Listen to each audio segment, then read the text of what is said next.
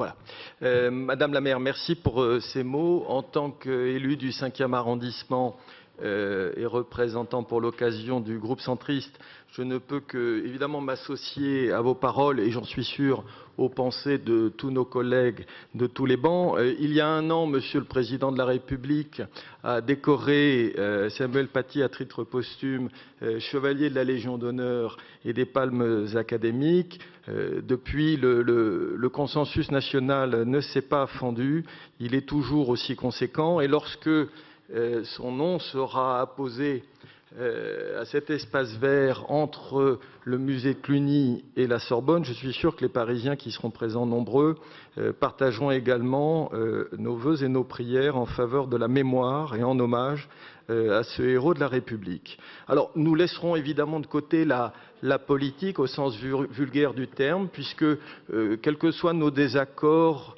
ou accords, et Dieu sait s'ils sont parfois nombreux et importants, ce qui compte, c'est le destin individuel et le modèle peut-être que représente le parcours de cette personnalité exemplaire. Nous laisserons également de côté la procédure judiciaire qui se poursuit, puisque je rappelle qu'environ une quinzaine de personnes sont poursuivies à des titres divers pour complicité. Je forme simplement le vœu, en tant qu'élu municipal, que les décisions de justice qui seront rendues recueilleront le même accueil consensuel de notre société.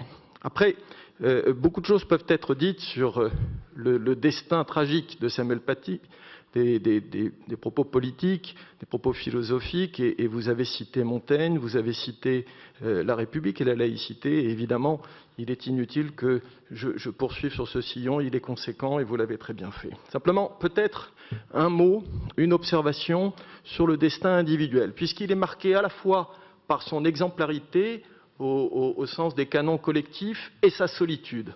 Une solitude dans la souffrance et finissant par le sacrifice suprême, comme d'autres Français dans le passé, aujourd'hui aussi, sur d'autres théâtres. Et c'est peut-être ce destin sacrificiel qui nous impressionne le plus, nous autres élus, puisque nous partageons avec lui l'engagement, mais nous ne courons pas les mêmes risques. Alors nous vouons un culte à l'engagement politique et citoyen, et toute personne, quelle que soit sa profession, qui nous semble le faire avec un tel sens du sacrifice et en allant aussi loin, ne peut qu'intimer notre plus vive admiration. Vous avez cité Montaigne, je l'ai dit, permettez-moi de citer Benjamin Constant. Benjamin Constant, qui était un ami de la liberté, qui lui-même a affronté dans notre pays la folie des hommes, les massacres et les tueries.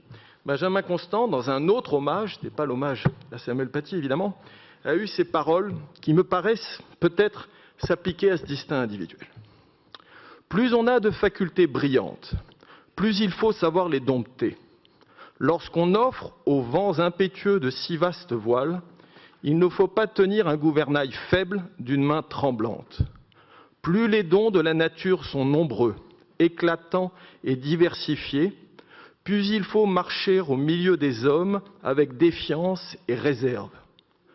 Qu'entre le génie révolté et la société sourde et sévère, la lutte n'est pas égale, et que pour les âmes profondes, les caractères fiers et sensibles, les imaginations ardentes, les esprits étendus, 3 choses sont nécessaires sous peine de voir le malheur tomber sur eux. Savoir vivre seul, savoir souffrir, savoir mépriser. Face à la mort, Samuel Paty, malheureusement, malgré l'amour des siens, sa famille, ses amis, nous en avons parlé, était seul. Il a souffert pour lui, mais aussi pour la République. Mais aujourd'hui, il est aimé et admiré de tous. Et s'il a méprisé la peur, le conformisme et les menaces sur les réseaux sociaux ou sur d'autres supports, aujourd'hui, il n'est plus seul, il ne souffre plus, et son mépris pour nous est un modèle et un exemple. Voilà les quelques mots, Madame la maire, que je voulais vous dire au nom des habitants du 5e arrondissement.